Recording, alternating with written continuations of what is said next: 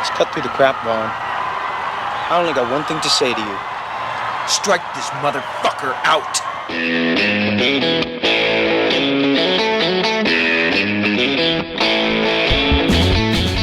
Hello and welcome back to the Cine-Files, where we continue our exploration of Major League with special guest Kay Cannon.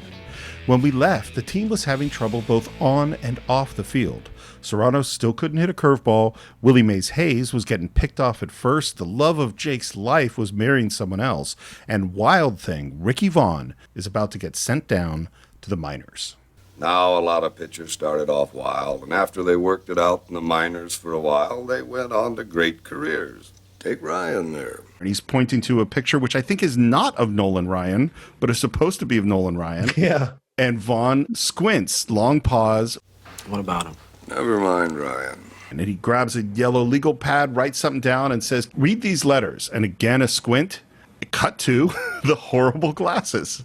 They look good. Besides, seeing's the most important thing, son. I don't think it's that important. It's funny. I totally agree that this doesn't make any sense. And yet, it's totally, it totally works. By the way, I love how we have to accept this is the first time he's ever seen Vaughn squint in the entire season. He's just in the office for the first time. Well, because his vision is really bad. It's not just a little bad. It's like he'll be halfway through the season. How is he walking straight? Not like running into people. They're alone. Harris is alone in the locker room, sees the rum shot in front of Jobu, and he says, "Up your butt, Jobu." Takes a shot, walks out of the dugout, is immediately hit in the head with a baseball bat. Bartender, Jobu's light. Boom. 2 down, a man on first, and the Indians clinging to a 1-run lead. Ricky Vaughn, the kid they call Wild Thing, 1 out away from his first Major League victory. Slow curve. Here's a swing and a bouncing ball. Doran has a chance to make the play. He can't get it. Clark digging around second. He'll make it to third easily. And the A's have runners at the corners. And one of the things about this, again, this is the weird things. It's like Wesley Snipes having to do all the pop-ups, is that you have to make that ball just far away from him that he has to reach, but not so far that it's an impossible thing to do, and he has to miss exactly the right amount. Mm-hmm. You know, I'm sure, Kay, you've done lots of stuff where you had to have a thing drop into frame or something bounce through frame or something like that, and you have to do it 17 times to get it to do exactly what you want it to do.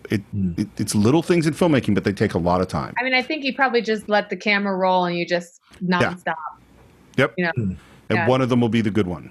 Fucking Doran. This game should be over by now. He could have had that ball. He tanked it on purpose. And Jake's response, which is a great setup for what's going to happen later, is... This isn't the California Penal League, Vaughn. We're professionals here. We don't tank plays for personal reasons, so cut the crybaby shit. You think you can throw a strike on this pitch? There's not going to be much on it. My arm feels like Jell-O right now. By the way, one thing that's interesting is they had to worry about Charlie Sheen's arm because he would throw 120, 150 pitches, which is a lot, and he was starting to, they had to maintain it just like you'd have to for a baseball season. Just get it over the plate. I want him to swing. Last time I did that, the guy hit one that hasn't landed yet. Don't worry about it. I'll take care of it. 27. And basically, Jake goes back to the batter and messes with his head. By the way, I saw your wife at the Free Lounge last night. Hell of a dancer. You must be very, very proud. That guy she was with, I mean, I'm sure he's a close personal friend and all, but tell me, what was he doing wearing her panties on his head? Swung on and popped up. Oh, Rexy, I don't think this one's got the distance. That right there is what we call some 80s dialogue. True. Very true. And this ball game is over as the Indians hold out for a 3-2 victory. Starting to come together, Pepper. Starting to come together. So this is the turning point, I think. Yeah. Vaughn's got the glasses. We've actually seen them win a game.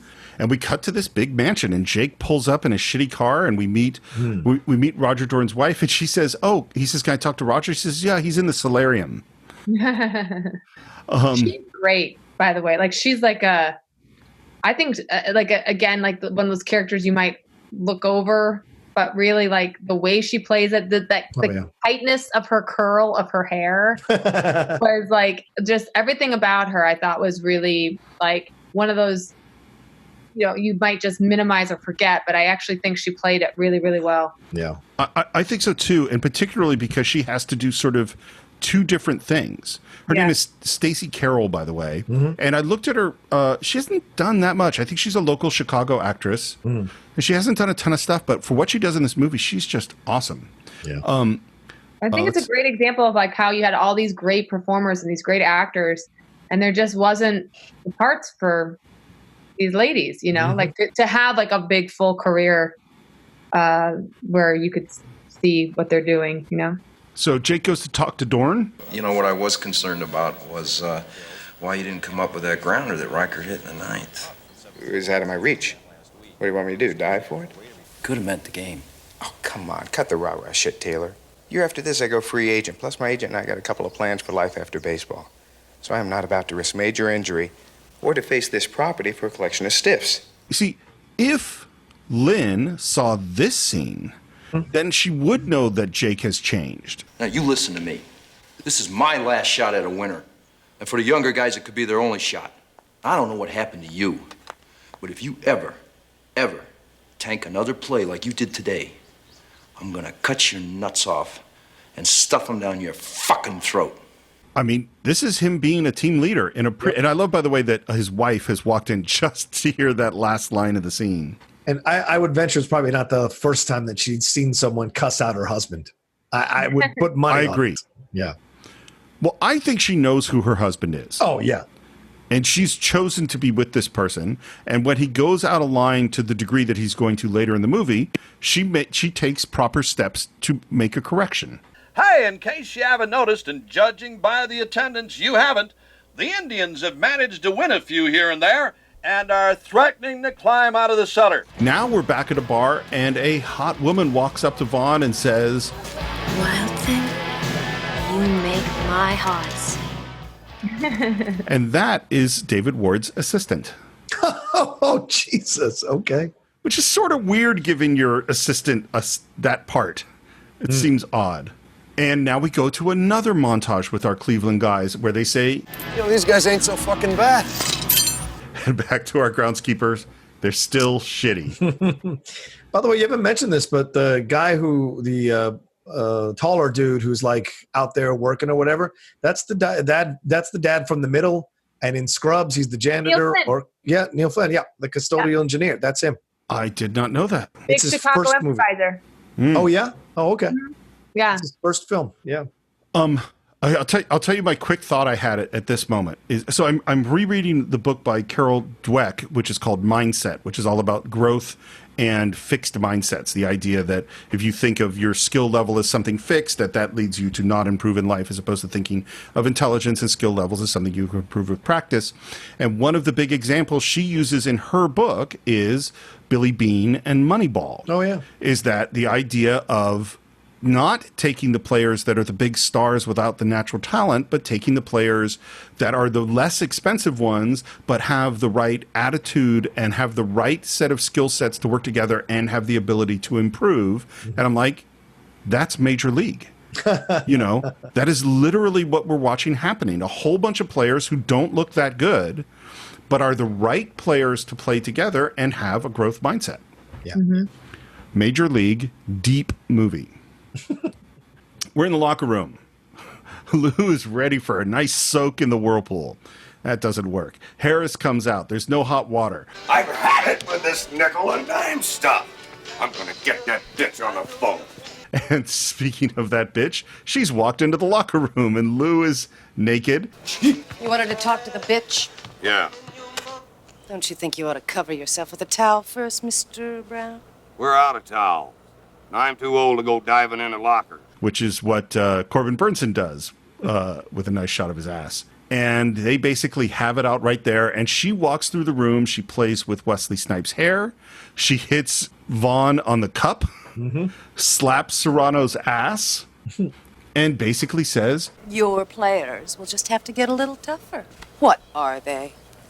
A bunch of pansies. some stuff. I love the flick off, the union flick off, all of them doing it at once. It's so funny. There are a couple of moments in the movies which I feel like are almost too far, but are Yeah, perfect. it's like pretty broad, but you kind of accept them. Yeah, everyone's standing up in the library when Lynn says the line. There's the little dance move that players do later on that are just a little, but I love them. I totally love them. We cut to Jake in the whirlpool with an outboard motor. This doesn't seem dangerous at all. It seems like a terrible plan. Oh man. But we continue to win, and at the end of the next game, there's Lynn in the stands in her sort of Glenn Close the Natural moment. And he runs out after her, still in his leg guards, asks a security guy for a car, and he says, "Oh yeah, take the bullpen car." And this is where we hear that music cue, even more powerfully. What music cue was that? I forget what song it is. Most of all, you from Bill Medley. Yeah. Another lesson in that song, Steve. Do you need? What's that?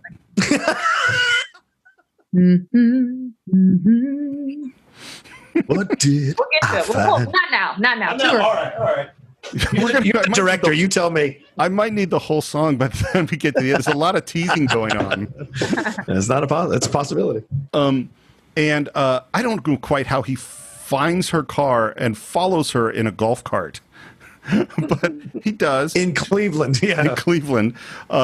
She gets to her apartment. She walks inside. She flops down, and he walks right in because apparently, again, no locks. Don't care. We want them together. She's some rich guy. She's not going to be happy. I love the moment that she says, "You ought to open your stance a little. They're pitching you inside." I'll try that. I think that's a great moment between them. Can I give a little thing here? Yes. This right here, you know, the movie Trivia Schmodown thing I do, my girlfriend has become invested in it, and she has those same kind of lines when I talk about a match. So you should have calmed down here. You should have done this. You know what? Next time, pick this slice. So like it's kind of soothing to know that someone's on your side who's looking at the game a little bit differently and knows the game. So when she has that line, I love it every time because it proves that she's an intelligent woman and she knows this game and knows what he does best. And so immediately she's got the right tips to kind of, make him even better. Well, Which is what she did in life. Yeah. She made him better every time. He just was too stupid to see it before. In that one line, it tells us she's still in. Totally. Yeah. Yeah. And I think it connects to, we didn't have anything in common. What are you talking about? We're both athletes, both world class. Right. Like, this is there in common. You know what I mean? Mm-hmm. She can't communicate with lawyer guy about sports and about being an athlete, but she can communicate with him. You know, she's moving because she's going to move in with the other guy. And she says, I just want to lead a regular life like an adult. You think I can't lead a regular life? You like the life you've had. You like hanging out with the boys, living in hotels, having girls send you their underwear in the mail. Remember the surprise party I threw for you on your birthday? You never showed up, but the doorbell rang once and we all got real quiet and hid behind the furniture. It was a guy to serve you with a paternity suit. That was a hoax. The girl was looking for some publicity. Yeah, but you'd obviously been with her. And it happened in front of all of our friends. These are at least 3 stories we've heard of him having affairs. Right. These are big things. And then he says this. He says, I guess this is our last hurrah then. Yeah, I guess so. Saying this is our last hurrah, do they know they're about to have sex at this moment? Yeah. I would say yes. Yeah. You never been in a... They were married. Like they No, they weren't. They were not married. Did they say that was my wife? No, he says she would have been if I hadn't blown it. Yeah. Oh. Right. In his mind, she's always been his wife. Right. But you never been in an on and off again relationship? That's dude. How I've been with the same girl since 1991. All right. Well, 2 years after this movie came out. I'm just saying, as a guy who's had these occasional on and off again relationships, that's how it is. You get that moment where you both know it's going to happen, and you go through the little exchange of words to get there, and that's basically what's happening in this scene, which is so great to watch. And they're great chemistry. By the way, great chemistry between Berenger and Russo, right? Yeah. Throughout. Do you ever read Moby Dick? Cover to cover, babe. Cover all 32 pages of it. When's the wedding? October 3rd. They shot a whole wedding scene that he came to bust up that they cut out of the movie. Yeah. Okay, let me ask you this. You know, growing up, you watch these movies, you heard about cut scenes and things. As a director now, when they mean the scene was cut, do you ever like quietly save it for yourself to maybe 10 years down the road, put it on a DVD or Blu-ray? Or is that always the studio's decision? No, you can, like, I decided which DVD cut scenes to, or what cut scenes to put on the DVD for blockers. But like, you really do, by the time you've like said, like, this is the movie I'm letting everybody see, this is the released movie. Yeah. You've made your peace with all those scenes. Like, there's a reason why they're not in the movie. Right. And so there's probably very few scenes that I look back and go, I don't even know, maybe one or two where I'm like, like you don't really question it. And like for blockers, like my first cut was like 2.5 hours long. So there was like a whole storyline that got cut out. Have you ever kept that cut? Or had you just kind of just got rid of it? No. You just kind of like whatever. Like it's Okay. like it's like part of the process. But I think like sometimes, not sometimes, often you get notes from the studio if you're making a studio movie, especially where you do it for them. But in your mind, you're like, I'm never going to use this. Like, this is not what the movie was about. Very quickly, I'll tell you, for Pitch Perfect, Jason Moore directed that movie. And he's a theater director who was really awesome about the writer. Like, he really respects writers. So like, he wanted me right there by his side, and I was writing on 30 Rock at the time. So we had to do like a lot of like Skyping and stuff, but I had to write, like, they really wanted there to be this like romance to the movie, where there was like a love triangle between like the station manager, Luke, and then Becca and Jesse. Oh, right. So we shot like 4 scenes. Like, I remember Jason being like, we just have to do it. We have to do it for the studio. But I remember writing them and going like, you're going to shoot them and you're going to put all these resources into it.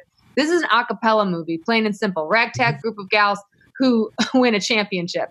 It's not about the romance, but because it was a movie that hadn't really been done before with all women in a kind of a weird, strange subculture of a world, they were like, we need to have this romance to sell this movie. So we shot all these like scenes in a club and scenes in a whole thing, whatever. And of course they didn't use one scene, not one scene. Wow. So, but it's like probably a couple of days worth of shooting, which is money and time. Yeah. Interesting. Yeah. Okay. I wouldn't compare my experience to yours at all, Kay, because you had done so much more of this stuff. But in my experience, once you make the decision that the cut is right, it's really easy. Like, it's like, oh, the movie's better without that thing.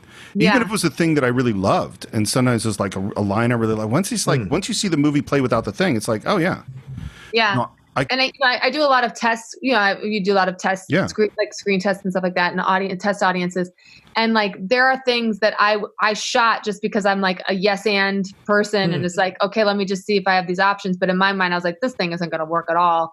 And then stuff that I could have sworn was going to work. And then you put it in front of a test audience. In blockers, there was one thing that I did not think was ever going to work, and it gets like one of the biggest laughs in the movie. And so I was like, okay, I guess I'm keeping that in. And then this thing that I was in love with didn't work at all. And then you're like, all right, I guess I got to let that go. It's so obvious in a screening because you can feel, oh, they're in, they're in. Oh, no, they're out. They're out. That didn't, Right. And you're waiting for a laugh, and it's like, oh, there was no laugh there. That it's, like it's really clear. But Major League had an alternative ending, right? Is that the alternative? Yes. Yeah. We will definitely get to that because it is the stupidest thing I've ever heard. But we will get to it.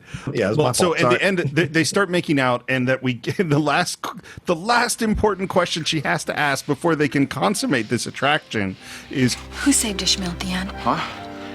Nobody. It was Queequeg's coffin. Yeah, to come up with it. It's a good thing the classic comic had that. Maybe you just have to accept the fact they're not as bad as you hoped. I don't have to accept anything. Attendance is only just beginning to rise. If we can force a losing streak, we can still turn this thing around. What's left to do? You've taken away everything you can. Not everything. Now they're on a bus. Trading classic comics, throwing them back and forth. By the way, as a comic book collector, those look like old issues of classic comics. I don't know how valuable they were, but I didn't like the way they were throwing them around. Wild Thing Vaughn roughed up in his only other appearance against the Yankees. In a little jam here, he fanned Burton to open the inning. Walk Saslow, gave up a double to Billy Leff, which will bring up Haywood, who leads the league in most offensive categories, including nose hair. When this guy sneezes, he looks like a party favor. Haywood's a convicted felon, isn't he, Monty? Doesn't really say it here. Well, he should be. Well, he should be. And then he crushes one towards South America. You're going to need a visa to catch that one. By the way, this movie is the first time I noticed that there was something in the trailer that was not in the movie. Oh, yeah. And that is, there's a scene where I think they're sitting in a bar and they're trying to console Vaughn, and Jake says, That ball wouldn't have been out of a lot of parks. Name one. Yellowstone. and I just was like, I thought that was such a funny line in the commercial and not in the movie. And then Charlie shows up and he tells Lou what's going on. The veterans are starting to play back to form, and the rookies are developing faster than I thought. There's 2 or 3 potential all-stars in there. I think we're a contender right now. All we need is something to bring it all together. Rachel Phelps will never allow that to happen. And we cut to the locker room, and Lou makes a big speech, and then he explains the plot to them. After this season, you'll be sent back to the minors or given your outright release. Well, then I guess there's only one thing left to do. What's that? Win the whole fucking thing. Berenger loves that. Berenger owns fucking. Like, it's a good word. It just flows so easily out of his mouth.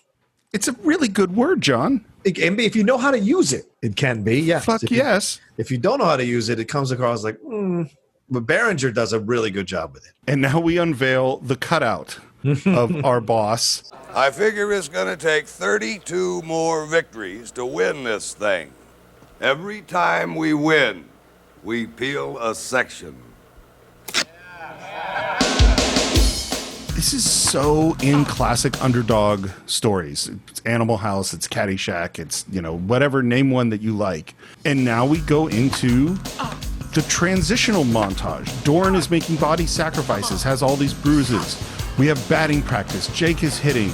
We see Wesley Snipes steal home with a really scary, the way that all happens in mid-play. They win 5 straight, and we see things building. The crowds are building. You mentioned it before, Kay, but now we finally get the American Express commercial, which is awesome. Hello, you know us.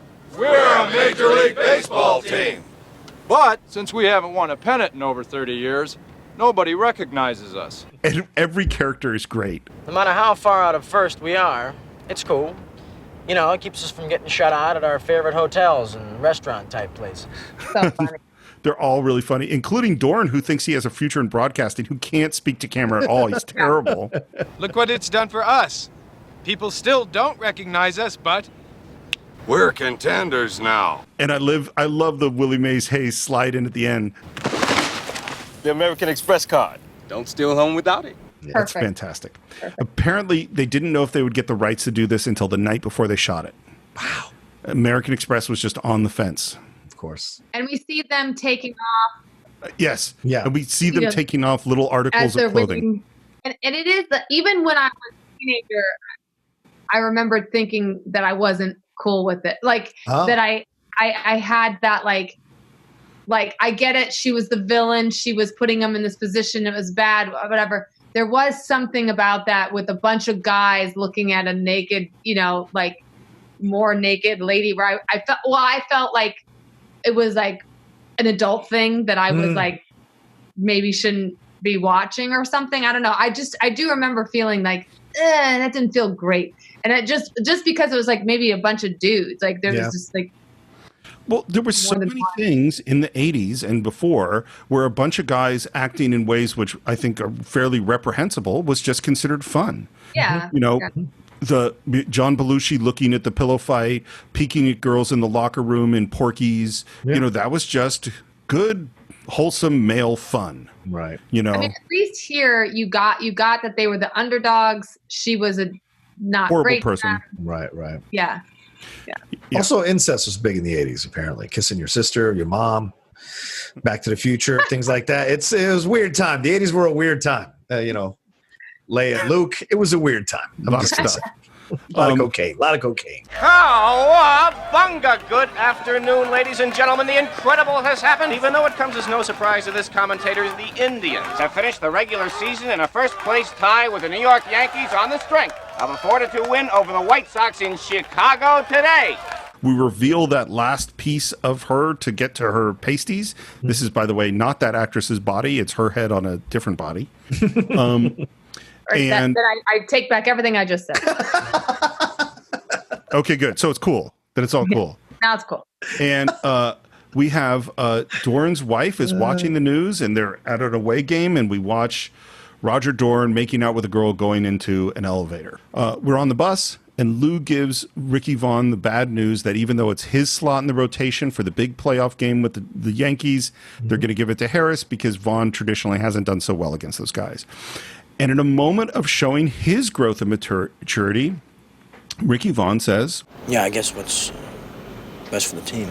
Which I don't think he would have said at the beginning of this movie. No. Well, because he's learned to trust Lou now, and Lou's taking care of him, and Lou's kind of helped. I mean, he's the one that suggested the glasses, and that turned his season around. So, he's built up a sense of trust and confidence in Lou, so he can say that to him and mean it, which is what you wanted to get from that. But also, I think Lou's great when he says, Don't read anything into it, Rick. You're one of the guys that got us here. That's the good manager thing to do. Yeah. Make sure your player understands that they're very valuable to the team. By the way, this is a total, I know we have a long podcast here, but why is the head of the baseball team called a manager and everywhere else it's a coach? You mean like third base coach, first base coach? No. I mean, you have a football coach, a basketball coach, but you have a baseball manager. Got a manager of the baseball team. I don't know either. Because the managers are in the Premier League in football and soccer, it is a manager. It is not a coach. It's a man. In the U.S., it's a coach. Everywhere else, it's a manager. There's some cinephile out there listening to us probably knows the linguistic explanation for the distinction. Yeah. And Jake shows up at Lynn's apartment again, which is now empty. And we're at a hotel bar, and Ricky Vaughn is drinking, and an absolutely stunning woman walks in and sits down and says, "You mind if I join you?" I don't chase ball players. Why'd you come over here then? Because you are the sexiest man I have ever laid eyes on. And you look like you could use a friend. And there's a pause, and Ricky turns to the bartender and says, Check, please. Yeah. We're a very easy gender. Just butter us up and we'll do anything. And also probably one of the first times check please was used. Yeah, yes, actually probably true. So a couple of things about this. So first of all, it took, I'm sure when I saw it the first time, it took me a while to realize that this is Roger Dorn's wife. Yeah. Because she looks so different and she's so stunning. That red dress, so good. Yeah. Here's my question. Does she really think that he is the sexiest man she's ever laid eyes on? No, I don't think so. Tom Berenger is. It's Tom Berenger. It's Tom Berenger. It's the sexiest.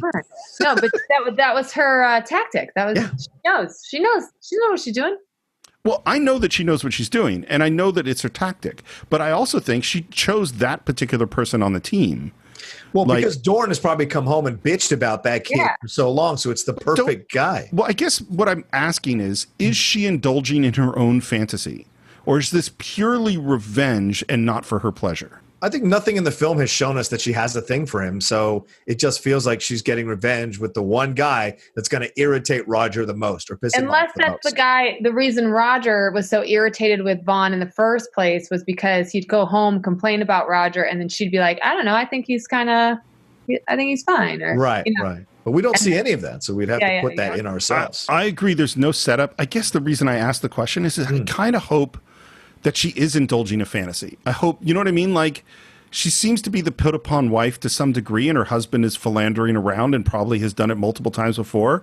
I hope that this is fun for her, that it's not just a plot. I guess that's my thought. Why? Oh, nice. Because I'm nice. Why not? Yeah. Because I think there's nothing wrong with a woman going like, screw you, I'm going to do this and get back at you, because she's in control of the situation. Do you know what I'm saying? She's an older woman. He's a younger kid. She knows what she's doing, manipulating him into the situation so she can get revenge on Dorn. I mean, the way she walks out of that bedroom, the way they walks out in the next morning, she's fully in control of her world. And then when she walks in and kisses Roger, goes, I got one thing more to tell you. It's just powerful. I agree with everything you said, but to me, there's two scenarios. One scenario where she gets revenge, one scenario where she gets revenge and a great night of hot sex that she kind of really needed. And to me, I'd rather her have the latter. She gets both. I think that you can choose that. And I think that's great for you to choose that. In your mind, you're like, she had great, amazing sex. I think his dick was probably all over the place. Until he put the glasses on. When he put the glasses on, he got it right. So he still has accuracy problems? It was like over her leg. Like it was all over the place. Did she play Wild Thing while you're doing this? He humped it. No, but I bet he did. No, he did.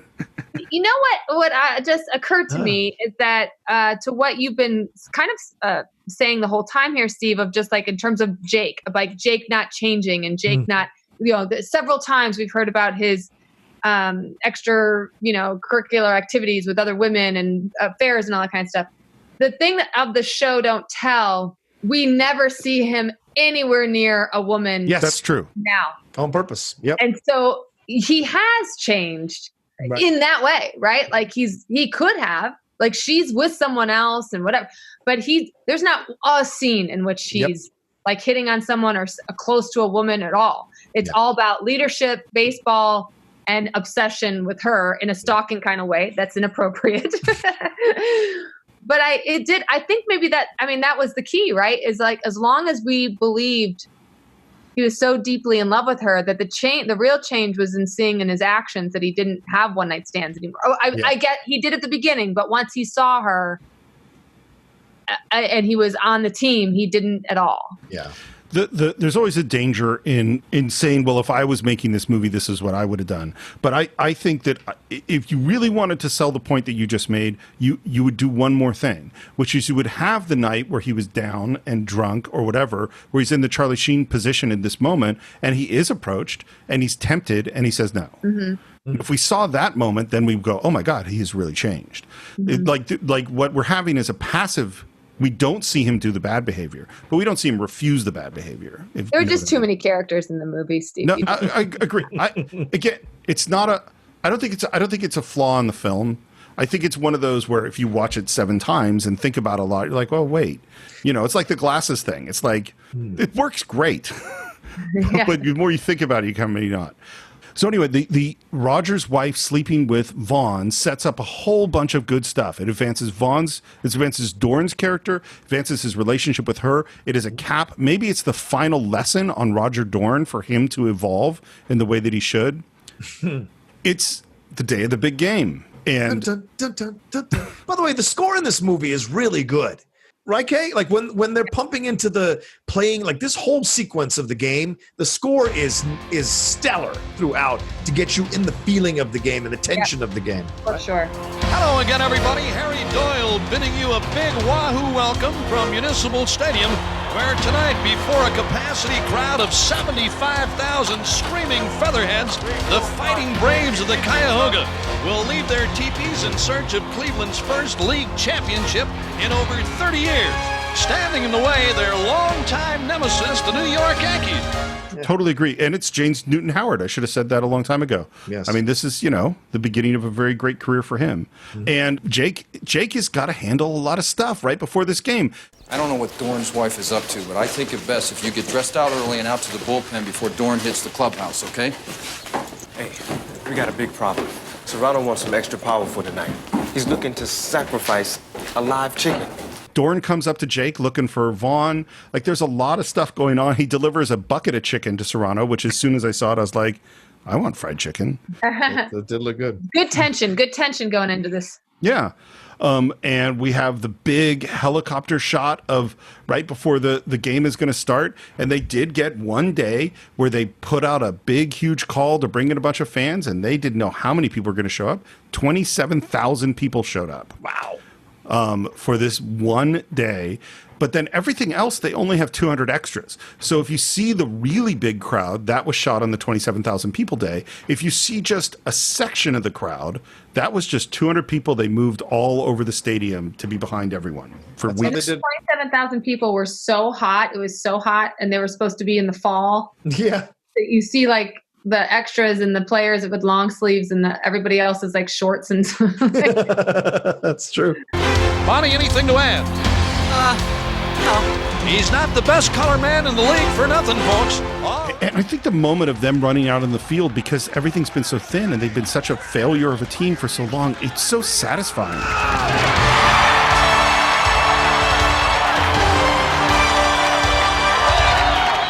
You got our like diehards in the Native American outfits, and the camera pulls back, and they're surrounded by all these people. It's amazing to watch.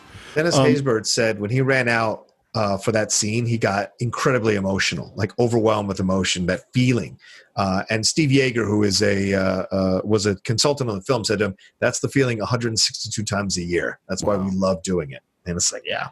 By the way, if you stripped out all the comedy, this is a really good baseball movie. Hell yeah. And I think the way, particularly this last game is done, it's really, really well done. Mm-hmm. We see, some of the game, we see Serrano striking out. We see Dorn making good plays. We see Taylor throw a guy out at first. We see Hayes pops up. Great catch by Dorn with a body sacrifice. Serrano goes down again for the second time. Huge catch in slow motion of Wesley Snipes at the wall. Back goes Hayes. Way back to the wall. Jumps and makes a great catch. That looks like a real baseball player making an amazing, spectacular catch. Apparently, Steve Yeager threw that ball, but it's not a hit ball, but still, really great. Harris from the stretch is ready, and here he comes to Burton. He swings and drives one to right field. Uh-oh, this one is way back. Way back. It is off the reservation, a home run, and the Yankees now lead 2-0. And our owner says, that ought to shut these people up. It's bottom of the seventh. Jake is thrown out at first, and they say he's hobbling. He's limping. Because, again, we've established what's the problem with him, his knees. Yeah. His knees are the problem, and this is really his last season in all likelihood. Dorn is up to bat, and he hits a base hit. Yeah. Sweet-sounding base hit, by the way. Sweet-sounding base hit. It's a nice base hit. And he swings and drives a base hit to left field. And now it's Serrano.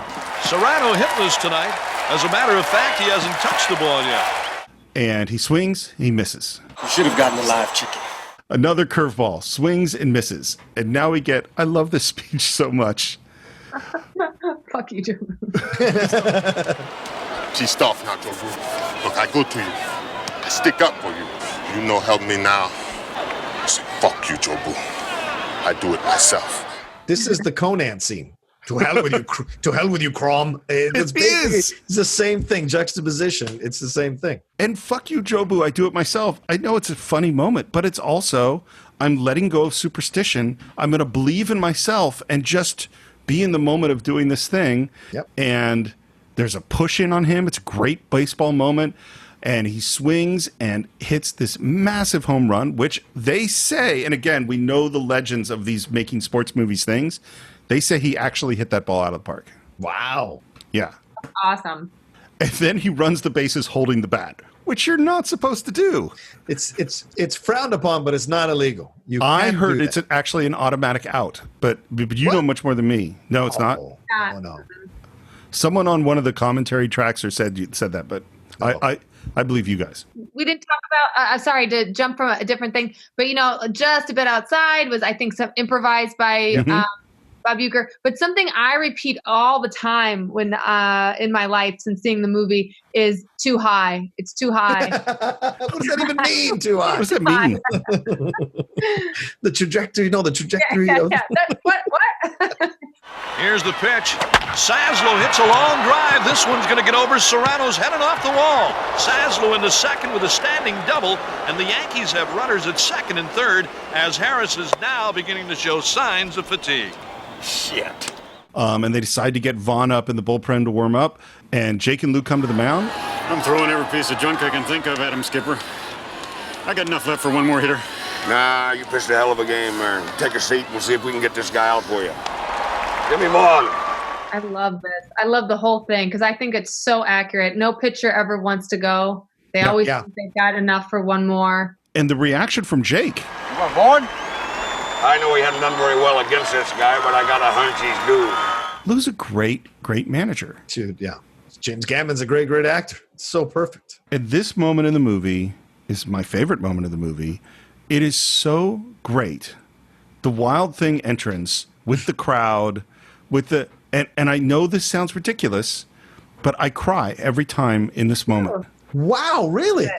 And it's not because it's emotional, and it's not because it's meaningful. It's because it's a beautifully crafted filmmaking moment. It's like a perfect moment in a movie for me.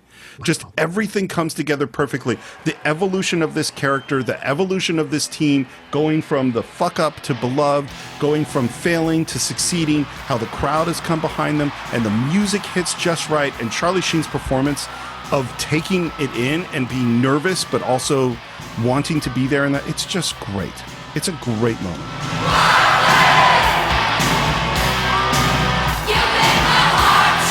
I hate this fucking song.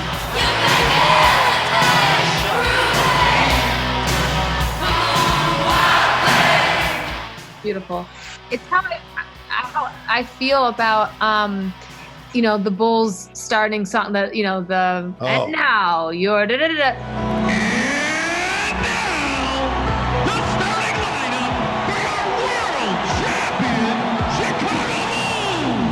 And I put it in blockers because I just have that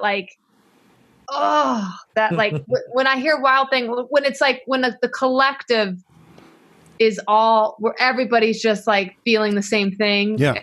That's what it just gets so emotional. Like it's just so emotional. It's beautiful. See, I have a different emotion. When he walks out, I'm like, yeah, hell yeah, go get these motherfuckers. Like it's a badass feeling that I have when he walks out because Charlie is so dialed in, and the way they shoot it with the frame is badass. He's full body. It's not a close up; it's full body, which means this warrior is coming. So I get like all stoked when it happens. Well, this is one of the things about sports, though, is that they do create communal moments. Mm-hmm.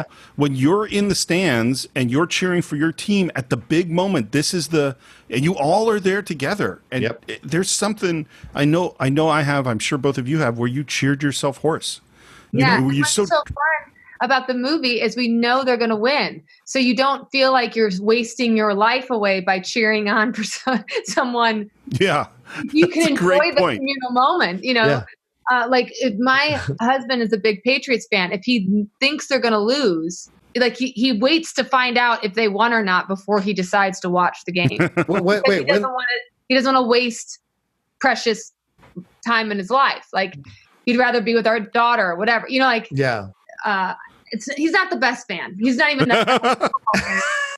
But that's what makes this so like fun is like you're like, oh, he's coming in. We've all been on this journey together. We are all singing this song, knowing he's going to come in and kill it. It's a great moment. This guy's the out you've been waiting your whole life for.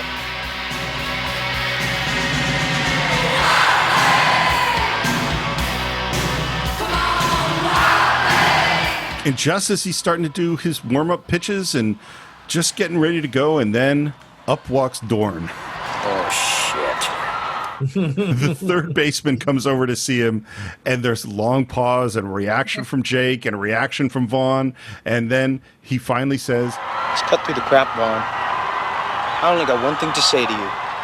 Strike this motherfucker out. Apparently, Corbin Burnson did like 30 takes of this, and every single person working on the film liked a different take. And then up comes Haywood and Vaughn. I love that he turns away for a moment and then turns back into camera with the hit of the electric guitar. It's just great. First baseman, Lou Haywood. And he shakes off a couple of signs from the catcher and then gets the number one, throws a great 97-mile-per-hour fastball. Apparently, Charlie Sheen threw in the low 80s, which is pretty good. Sucker was moving, wasn't it? Ever hit you leave a 2-foot hole coming out? Okay, what should we call now? Let's see what the kid feels about the old number one. And this is the first time I went like, oh, the catcher is talking to the batter all the time. Like, why not? That's just part of the game. And another swing and a miss. That one's 99 miles an hour. And Lou says, Forget about the curveball, Ricky. Give him the heater. I use that one all the time. Give him the heater, Ricky. I use it all the time. That's one of my favorite lines. Well, shit. All these pitches to choose from. Maybe we ought to try something different this time. Number one. And there's the slow motion delivery, slow motion chewing tobacco spit. Great build to the throw, swing and a miss at 101 miles an hour.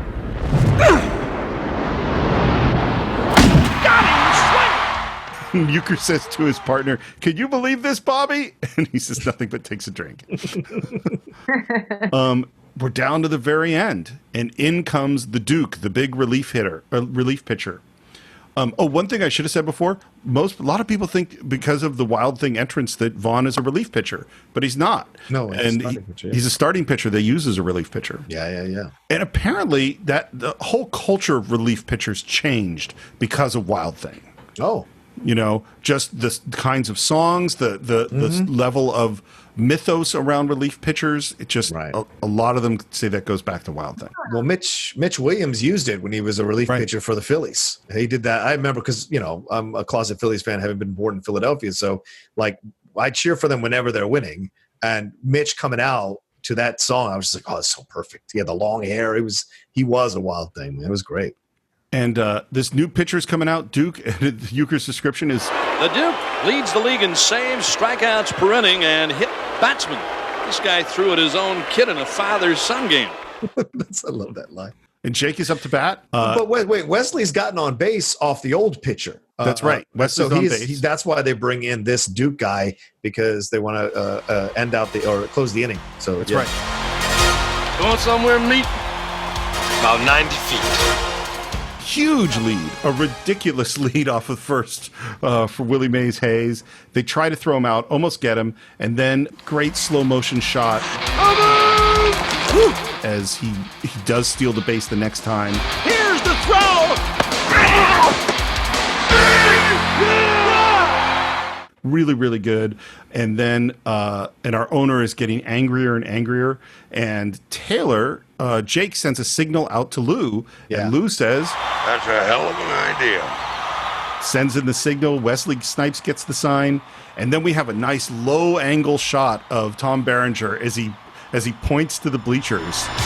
Watch this. Taylor is pointing to the bleachers. He's calling his shot.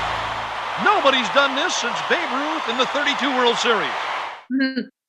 Great reaction from Lou when this happens.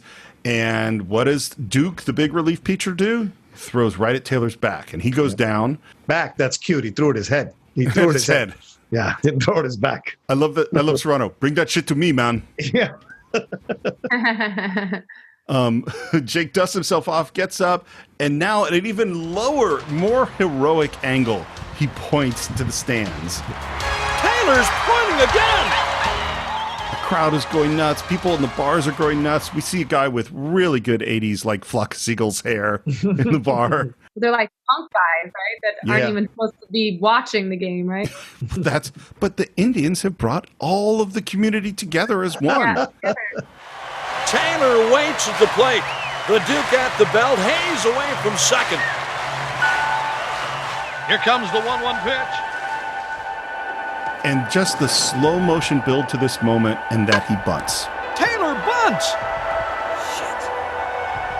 That is a brilliant sports movie idea. Yep. For this to happen. And of course, Wesley Snipes is running. The whole team goes, oh shit, and is running in to get the ball. The great slow motion run of Tom Berenger, that you could see the pain in the knees and him just putting everything he has into beating out this bunt to first. Wesley Snipes is rounding third. Hayes around third. He's going to try to score. And then they realize Wesley Snipes is stealing home. Here comes the throw. And the great slide. He slides. Past the base and just touches it. Save! The Indians win it! The Indians win it! Oh my God! The Indians win it! By the way, Wesley Snipes, his whole legs were just bruised and torn to shit because he had to slide over and over and over again in the shoot. And they made him do take after take after take, and he was in a lot of pain, and he was really angry. And David Ward was like, we needed to get the right shot, which they do. It's a great looking slide into home. Yeah, and I love the umpire. That's a great cast for the umpire. Totally. Big burly dude with the mustache. It's just perfect. Yeah. It's so nice to know that actually, Steve, what you just said, that he did shot after shot after shot, because all of that is so great. Like seeing the pain of Jake Taylor, because Ward did this amazing thing of like of this 1-2, right? It was like, oh my gosh, is Jake gonna make it?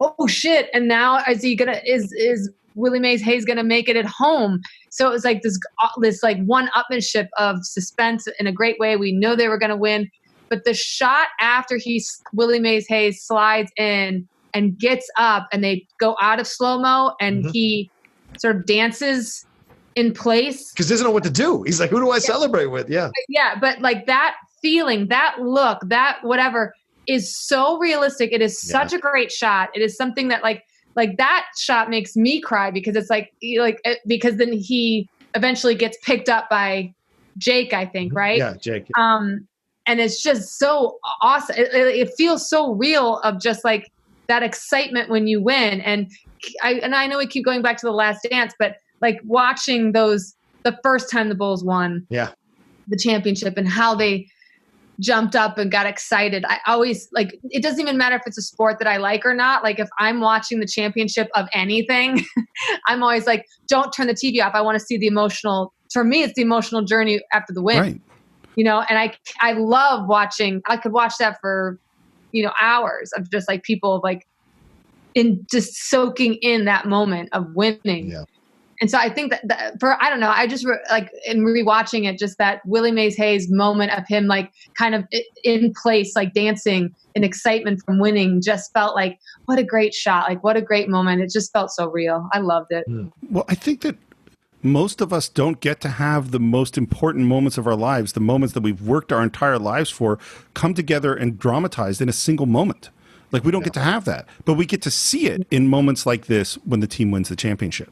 Like that is everything, coming together right then. Right. And of course, so there's all sorts of great celebrations that go around. Like we have in the bar, like the baseball fan guy and the punk rocker guy hug. Yeah. And even have the moment of like, oh my God, I can't believe I hugged you. No, it's good. Let's hug.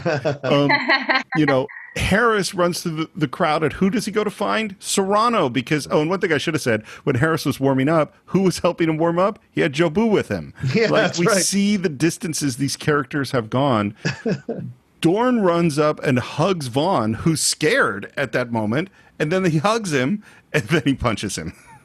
And then he helps him up again. So we resolved that situation. And then Jake turns and sees Lynn in the stands, and she is holding up her hand with no ring. And we resolved that situation. And they go towards each other and they kiss, and they all hold up a number one, and we go into slow-mo. And that is the ending of the movie, except that what we've seen in this ending is our owner being furious with Charlie, who is celebrating, who gives her a big raspberry, and all of her reactions during the game of, I hate this song, and he's got to shut these people up, and all that stuff, that is all a reshoot. Because in the original ending, she did not hate the team. She wanted them to win. The whole movie, the whole getting these players and getting Lure, because she really did believe in them, and everything she did with being cheap and the bus and the plane and the whirlpool and the hot water was all done because she knew that was what would make them win, and she celebrated with them at the end of the movie. Yeah. No. That is so... That's what... Literally in my notes, I wrote down, nope. I never knew that. Yeah. I knew there was an alternate ending, but I didn't know what it was. And they went into test screenings, and everyone was loving the movie until they get to this moment where the owner turns into a nice person, and then everyone kind of dropped out. Yeah. And when it's a fuck you to the audience. It totally is. You can't throw a swerve right at the end like that, because then you're like, well, then why was I cheer? Wait, what? I've been manipulated to cheer for this team? Fuck that. You make the audience mad. Well, and her choices are just so, everything she does is so ridiculous that this is part of her Machiavellian plan to not have them have warm water, Right. And it also makes you feel weird about the mannequin where they're pulling things off of, because she's really a good guy. Right. And so they did this reshoot. It was in London because she was working on another movie. So they just flew to London, and all those little reshoots, they're just in one space. And then they go back, and when they retested the film, it scored 15 points higher across the board with her. And it makes sense. That is totally, totally wrong. Yeah. I have very little about Post. It debuted at number 1 in the box office. And it has become like a perennial favorite and is definitely beloved by baseball players. Before we end, I have a question for you, Kay. If you were directed to direct a sports film, what sport would you want it to be about? maybe because I'm circling something, I think my answer would be basketball, like ladies basketball. Oh. I sort of feel like, you know how much I love A League of Their Own. You obviously know how much I also love Major League. But I also love Hoosiers. And I don't know if I've ever seen like a female version of that. And women back in the day, like if you know any kind of the history of basketball back in the day for ladies, like, and their struggle and how they came to be, I feel like there's an interesting story in there. And do you mean professionally or do you mean college, like with Tennessee and UConn? College. And okay. And the Lady Volunteers, like all of that. Yeah. Okay. That's great. Yeah. The Pat Summit and all that they went on, and Ariama. Yeah. Yeah. I mean, there's just great stories around stuff, you know, like you couldn't be married and play. Wow. So there was some more real life stuff. Like there was real life stuff in A League of Their Own, obviously, but there's like a little bit like harsher real life stuff, and like the first black female player to be on a team. I feel like that's a really interesting story. That's a great idea. So my answer would be basketball, because I think I just think there's like dynamic visually. I feel like it's a little bit more dynamic than some other sports. Well, if you ever make it, we will buy tickets and go see it. Of course. at a social distance situation. I know.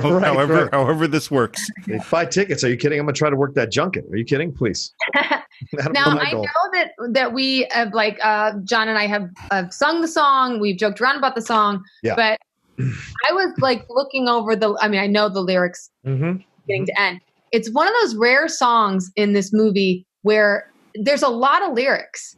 Like it keeps going. So it kind of answers what you're saying, Steve. Like where it basically tells the story of Jake, where it's just like, I woke up one day and realized I'd lost you.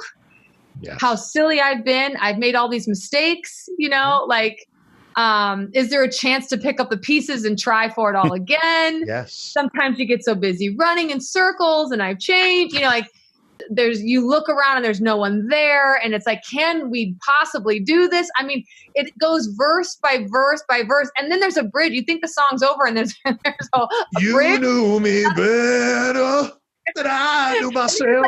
Another verse after that. Yeah. You knew me better than I knew myself. Somehow you always knew there'd come a day I'd put my toys away. So it's sort of like any of that, the question of like, he's an asshole, she shouldn't be with them. I mean, this song is just basically going like, these are the scenes we did not. This is like the subtext that we're like putting out there. Yeah.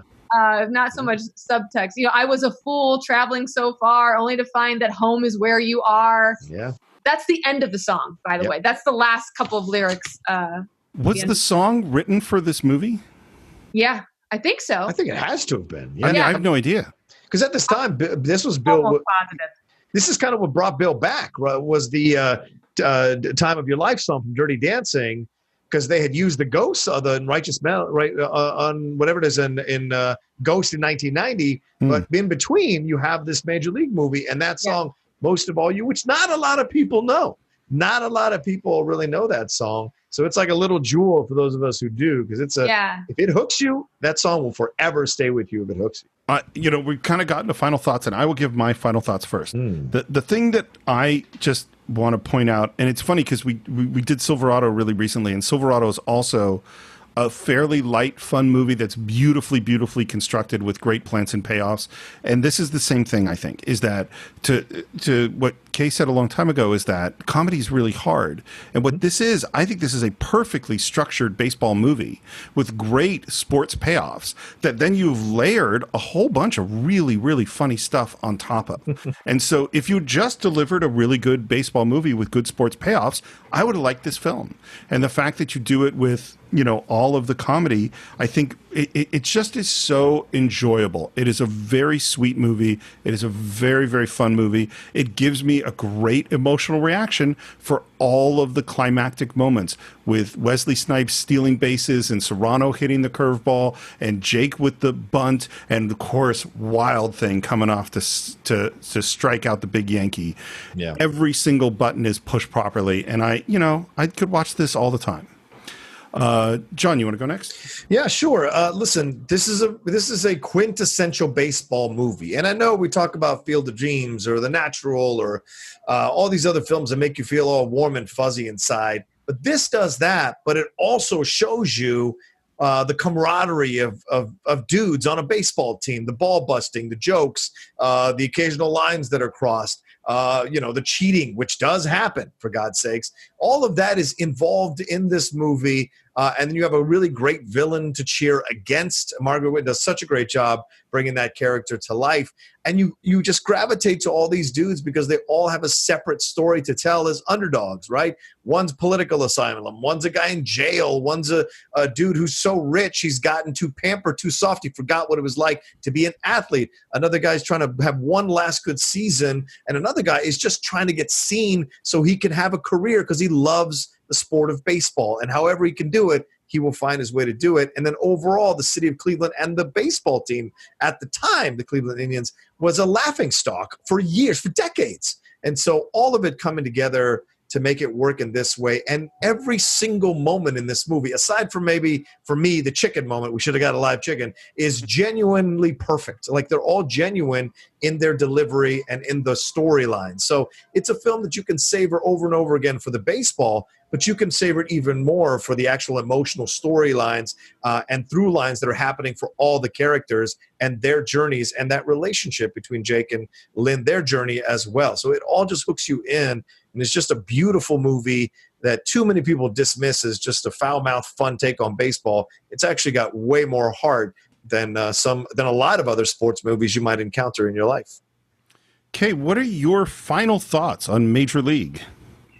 Well, my final thoughts are these. I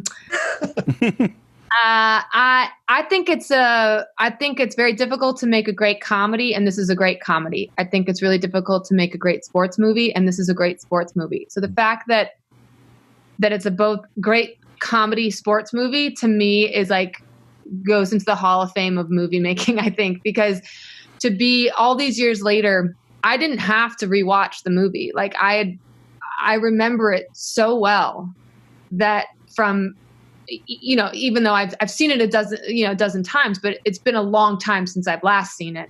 And I just didn't have to because I could remember. When you can remember catchphrases and characters' names, I knew his name was Jake Taylor. Like if you're remembering first and last names of characters all these years later on a comedy, on a rated R comedy, it was rated R, yeah, because of all the F-bombs, I'm sure.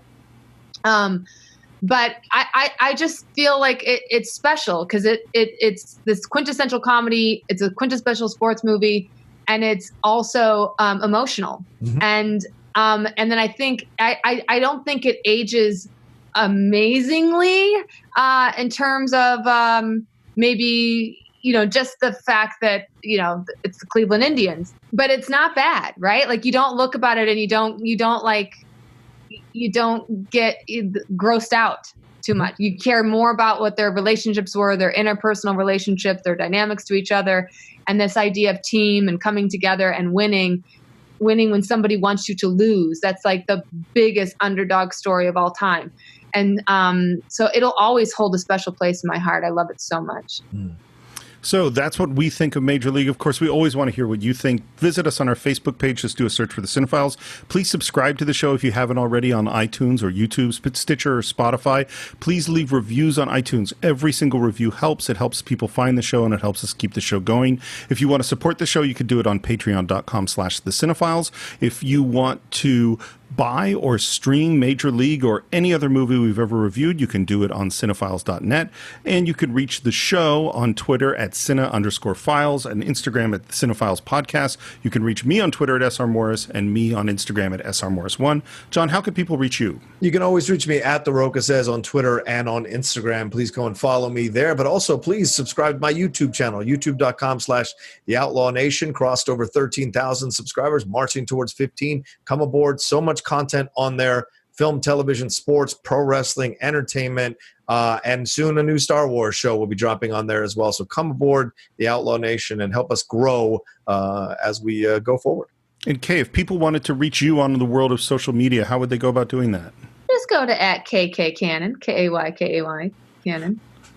Kay, once again, it's been such a pleasure having you on the show. Yes. It's a little different this time because we're doing it remotely, but anytime you have another movie you want to talk about, just let us know because it's great to have you on the Cine-Files. Awesome. Thank you so much. Thank you, and I think we will see you next time with another great film on our next episode of the Cine-Files.